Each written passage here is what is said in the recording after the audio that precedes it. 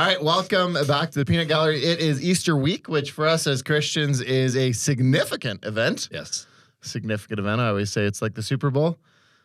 And then I make a Tom Brady joke that Jesus is better than Tom Brady. And then Pat gets upset, and then he has to agree. He's upset because he has to agree. So anyways, so what we wanted to do for the next two sessions is we want to talk about Easter because I think Christmas, everybody I think understands kind of what Christmas is. I think worldwide, when I talk to people, they kind of get, Son of God came down. Easter seems to be a lot more vague, where people are really like, I don't understand. And even if they do understand, they don't completely get why we would celebrate it. And so what we wanted to do is talk a little bit about what Easter is.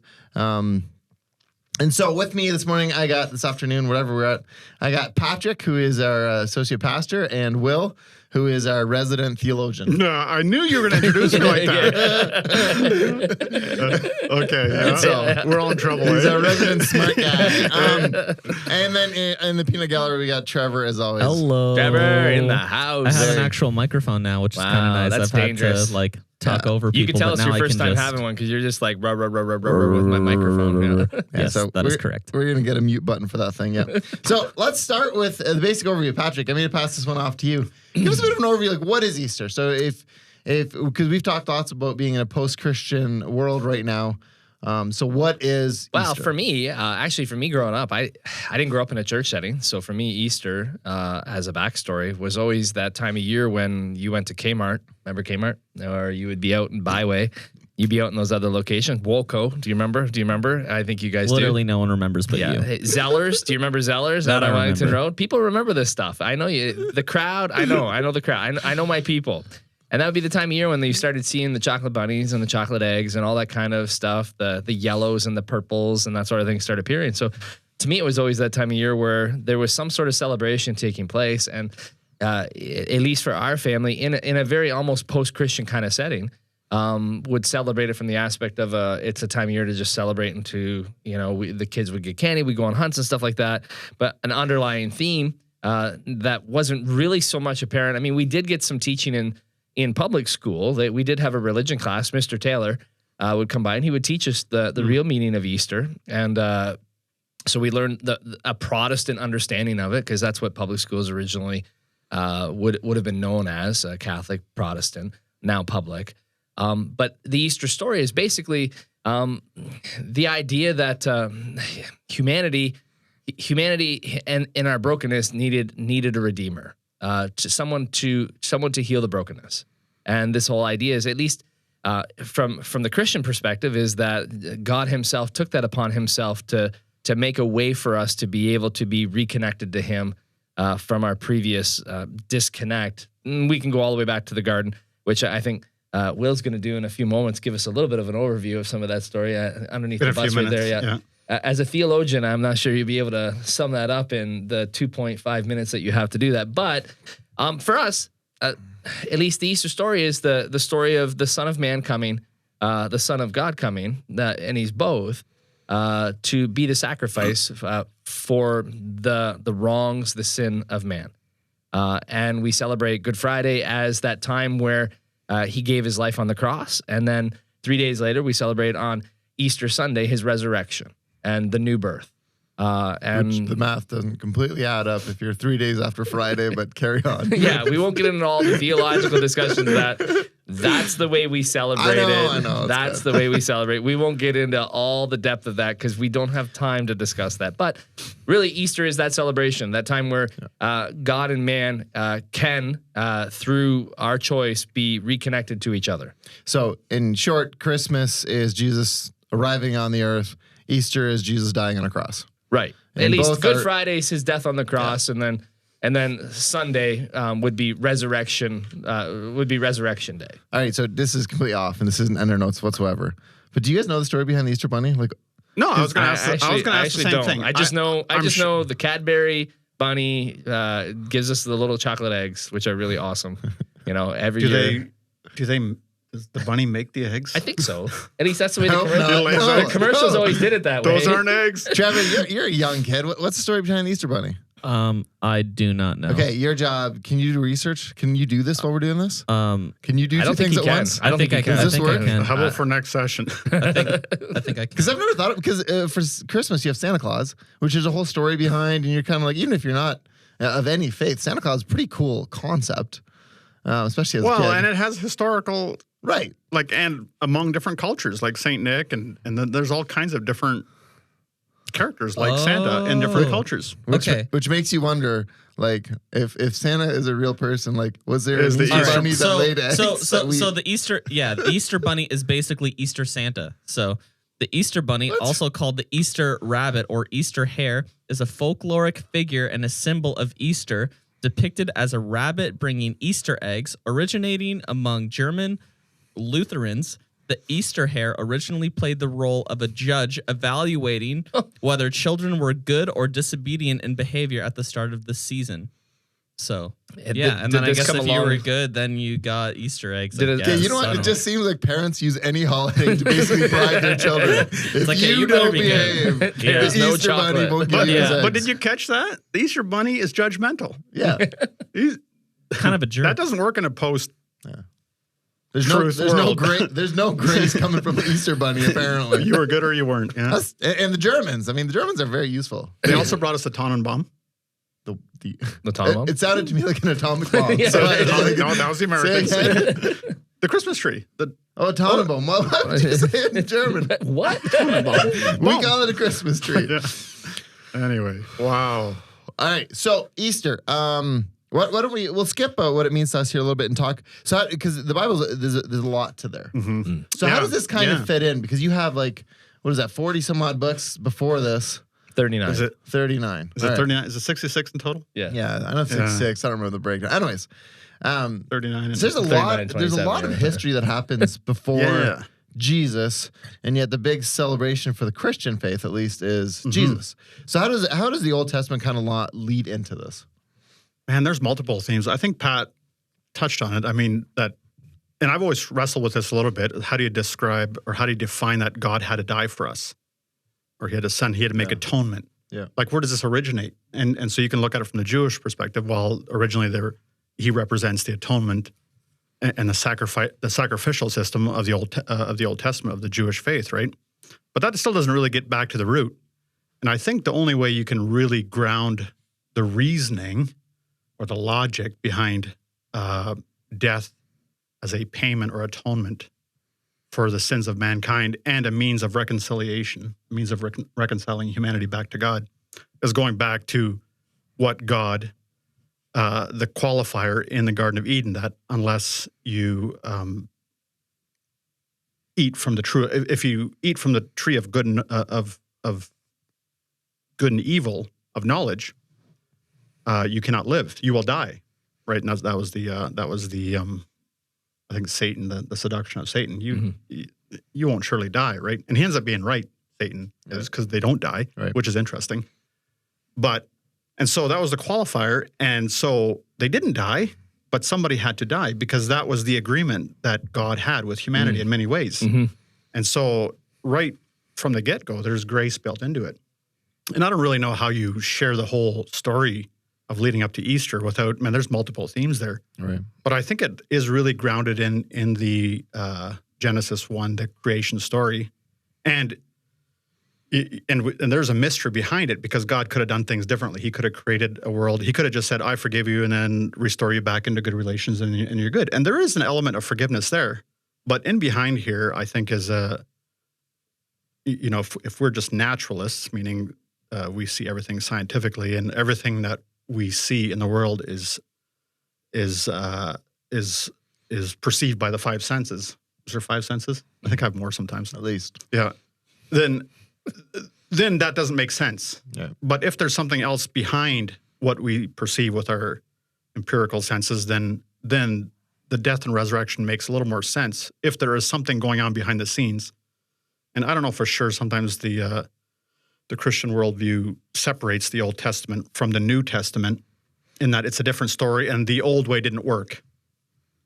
And I think that's maybe a little bit what you're leading into. How does it, and I think it is a continuation, and it is definitely not a surprise story. And in the end, history unfolding for thousands of years leading to Jesus has to have meaning apart from the cross. But I think without the cross, it has no meaning. It doesn't have full meaning. It's just a bunch of people suffering and dying, and then the next generation lives and dies and repeats. And I think the whole Testament narrative really points, and even if you read much of the Old Testament narrative, it's a vague hope. I don't think they have a full, clear understanding of life after this age, but there is a sort of sense, Ecclesiastes, you see it, that there is going to be some kind of righting of wrongs, a correcting of wrongs, and the crucifixion, I think, fills in those gaps. And so whether you want to look at it from the sacrificial system, that the sacrificial system pointed to an ultimate sacrifice, because you see it in the prophetic writings that... so for people who wouldn't know what that means, so kind of sum it up real quick, Adam and Eve, they end up choosing to eat from the tree, and that brings sin into the world, which is a word we use to really define specific actions that we choose to go against God. Yep. It's sheer rebellion. It's not a mistake, not an accident. It's a deliberate decision. Yep. So then God brought about this nation of Israel, which is its own story.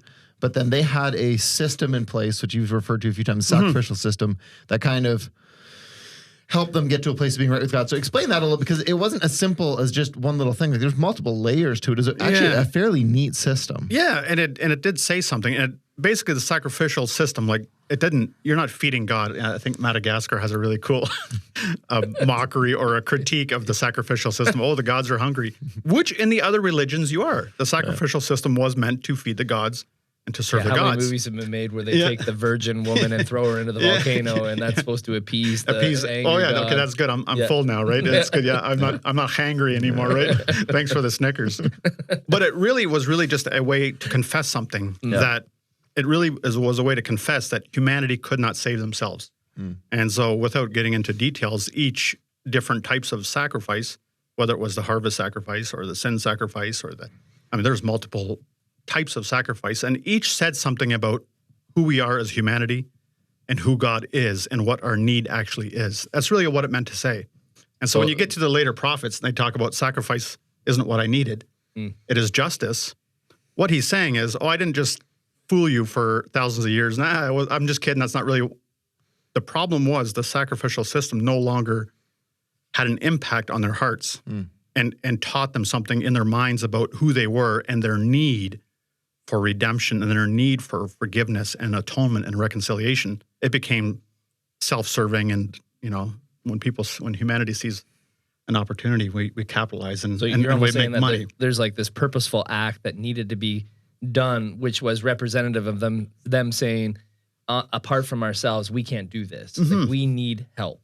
Well, it became a means of actually exacting injustice when the very thing was it's supposed to lead you to justice. And that was the problem of the sacrificial system, of the establishment, of the temple establishment, which we're going to talk about, or we did talk about in the triumphal entry, right? Jesus goes into the temple and he clears it, which is basically saying the temple establishment was self-serving. It wasn't as a means to carry God's blessing to the nations.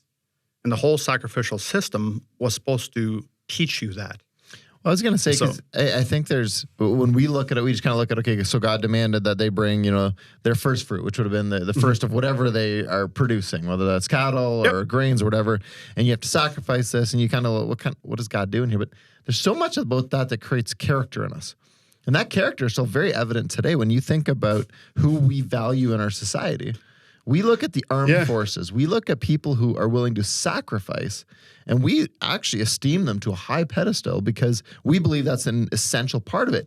And so when you look at, I think, this entire system, there's so much to it that God was trying to teach the person. God didn't need the cattle. If God is who he claimed he was, he didn't need any of the fruits. He didn't need anything from humanity. So he's trying to do something here And in the end, we see that people this just becomes a ritual. And I would argue we do the same thing with a lot of things with church. With a ton of it, we just show up and we just think being there is the end goal. But the end, God doesn't need us singing to him on a Sunday. No, it's not like God like gets to the end of the week and he's like, I could really use someone singing to me. I need a little that would be phenomenal. I need a little pick me upper, right? Yeah. And then if Will could just preach a little something to get me say something good about me, eh? Well, say something good about me. Like at the very beginning, we talked about having the five senses, and then we talked about there's more. Like we don't just live in this physical realm. And when you talk about this idea of coming on a Sunday, when we just operate in that physical realm of coming to church and just we're going to do the routine of what life is, there's a vast difference between seeing yourself apart from yourself, if we can even say it that way, to be able to recognize that there's more to this than you, that there's more to this than all of us, that there's something more at work in this time and space where this idea that is, if we just have our lens on and we're not able to see beyond ourselves, then there's something where we get stuck in our humanity. If we can even say it that way, where we get lost in our routine, we get lost in this, and then we lose perspective, we lose connection, we lose because we don't. The scriptures, as we would say, we don't set our eyes upon God, which in a way is a way of not having our eyes on ourselves. There's that idea that it's not about just bringing the sacrifice, but it's an understanding of what we really need. And if we don't have that time where we can have that understanding, we lose something about ourselves. Well, and I think, you touched on it, and you critique the church, but really it is a human dilemma. And I think you're leaning toward that. And I just had this discussion with friends of mine about religion, and faith, and what's the difference? And is it the same thing? And I'm like, well, we're all religious. Like to be human we have religious routines that say something about who we are. It fosters who we are. It establishes, it nurtures us, and it's a routine. You just go to Tim Hortons and you see the same people sitting in the same seats, right? And it's very uncomfortable when they can't have that. And so to me, when we're talking about that, human beings are religious. And so to suggest, especially in contemporary Christianity, is like, I'm not religious. And we actually need religion because we forget that there is a realm behind what we see with our five senses. Religion is supposed to recall you to that. So it's not about religious or not religious. Jesus critiqued bad religion. That was his problem, right? And that was the problem of the sacrificial system. And so entering into the Passion Week, he cleans out the temple court. And he didn't have a problem with Judaism or the Jewish people. He had a problem with the establishment that no longer recognized the value or had true religion, which has something to do with justice, as we know in James. But from what I get is that religion is the practice that sustains faith. Faith is the thing that you give power to give you identity. It's the thing that you empower to give you identity, to give you meaning, to give you your destiny, to talk about where you're from, your origins, right? And so, there's a question that you have here about worldview. So the better word today that maybe speaks broadly is worldview. Yeah. But really, it's another way of saying, what's your religion? Yeah. And trust me, science is a religion. It really is. We come to our worldview by faith. We entrust. Who of you here knows the language of physics and astrophysics? None of us do. But we trust someone is telling us something about that thing out there, evolution, Big Bang, whatever you want to call it, that tells us who we are. And from that, we develop a set of practices that nurtures that faith we have in that theory. And it's not just a theory. I'm not being flippant about it. And I think when I look at the Old Testament history and their sacrificial system, they said that the problem with humanity is sin. We don't like that word, but I think it's the truest, even the most scientific descriptive of what the problem is. And so, of course, the sacrificial system became meaningless and it didn't tell you that anymore. Right. It became something else. And that's always the problem with any one of our religions and in our practices and our routines and why do you just come to church? I think you have to come to church. I'm just, whether it's been good for you or not, or what. I think everyone goes to some form of church. Mm-hmm. We do. You think about the religion of football, I think is one of the routines, the practices that we employ to sustain faith in that thing giving us meaning. Yep. Why are we so passionate and angry when our players get traded, and things like that? But it gives us meaning, identity, a future, all kinds of things. So I think the Easter story is about as clear and concise, I think, about the plague and the remedy. I really think it does. We are obsessed with immortality as human beings. You know, if you think about scientific reasons or the scientific explanation of how can we be immortal, it's try and stay young and try to find medicines and technology that can help us live better and live longer, right? It's like there is a insatiable religion, I think, and a faith in science that it can give us. And there's a group of scientists that believe that eventually we'll hit mortality with the correct science, that the remedy is just the right technique and the right chemical balances in your body and we can live forever. They believe that. And they have theories, right? And so it's very interesting. Interesting. Okay, so then coming out of the Old Testament and leading into Jesus, how does Jesus then connect to that? So there was a sacrificial system. The whole idea with that was both to deal with the sins, but also to create a better humanity. Because realistically, I mean, the Old Testament, there's a lot of people that will say, well, part of the reason they don't want to read the Old Testament is because there's so much darkness. Mm-hmm. But that darkness really tells you exactly what humanity was like. And it's not like today there's any less darkness. Mm-hmm. I mean, we deal with so then God works in that. That leads us to Jesus. So why does Jesus have to die? I guess the question. So if I'm looking at this from somebody who's not of faith, and we've kind of gone around in all sorts of areas, why does Jesus have to die? Like, why can't God just come and fix the whole thing? Because that really becomes the prayer: is God, fix this. God, fix the virus, fix the evil, fix the violence, fix this. And so his son comes down, everyone's excited. Christmas comes, and you're like, yeah, Jesus showed up. And then 33 years later, he's sitting on a cross, and the question becomes why? I would say there's a lot of philosophical answers that we could get into, and there's a lot of thought to that. I mean, I think one of the simplest things. I mean, I think in our humanity, at least for me, as a man, I ask those questions: why God? Why do you allow this? You know, and then in many ways, I point the finger at God. I think there's an aspect to this, and I mean, this will probably, maybe to some people, rub them the wrong way. I don't know. But I think there's an aspect to this where inside of God's creation and who God is and his character, that he decided to take responsibility for creation, for his creation, for what he made. Yep. And I think as a dad, you take responsibility for your children if they do something to your neighbor's car, if they do something that needs repair or do something, you come beside them and you own it because you're the one who can. You're the one who has the ability. You're the one who has the resources. You're the one who has the character of understanding to get to the point where you know how that needs to be fixed. And I think God basically, he said, I'm the one who has those resources to be able to give man an opportunity to put them back to where I think they should be, or to be everything that I've made them to be, to allow them to have the life that they can and what I would like them to have. And he owned it. He said, I'm going to do that.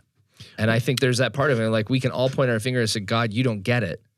But there's no way you can go through the reading of the Easter story, understanding that it was God with us, that it was literally him in the flesh, according to what we believe.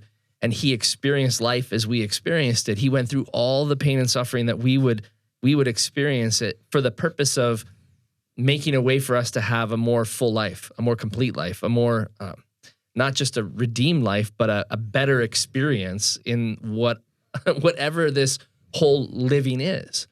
And I think that's one aspect of it that we really need to be able to say. I mean, everybody wants to blame God, but God also, He took responsibility. Yeah, he took responsibility. So when we want to point our finger at you, God, you did this, and he's like, yeah, and I owned it. Well, and I You know, think, like, there is I that think side. too that all of us want to find a way that wouldn't involve death. Right. But we're also creatures who understand the value of justice. And so it's interesting the way we are with each other versus what we expect God to do. So God, come in and heal everything, but don't deal with justice. Well, at least not my justice. I want you to deal with other people's justice. Right. And this is one of those examples where God just goes, look, the only way you can actually get justice is for true justice to happen. And so that's either going to be you or me. One of us is going to get this. And so God decides, hey, I'm going to send my son. He's going to do this. And that's going to set you guys free. But we can't escape the fact that somebody had to pay. If we're going to have agency, and if we're going to go back and connect the Old Testament to the New Testament, at some point, somebody has to pay either that or, I mean, the Old Testament, they had sacrifices, but it was a constant. There was never a place where they felt like they were fully free from sin. It was never sufficient. Yep. Right. Yep. And so that's where Jesus comes in and says, I'm going to be that final sacrifice. And that's going to be enough. It's going to appease everything God promised from the garden on. But justice has to be done.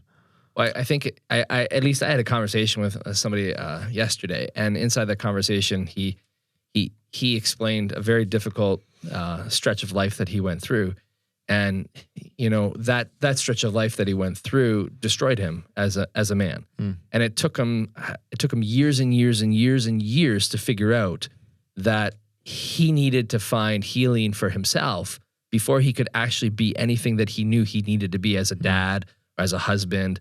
And I think there's also this aspect of when we talk about what Jesus did on the cross and what it makes available to us is that the solution to if the term, and I know we joke about it a lot, but broken humanity, the sin of man, my brokenness, my pride, my ego, my self-centeredness, my selfishness, all those things starts in here.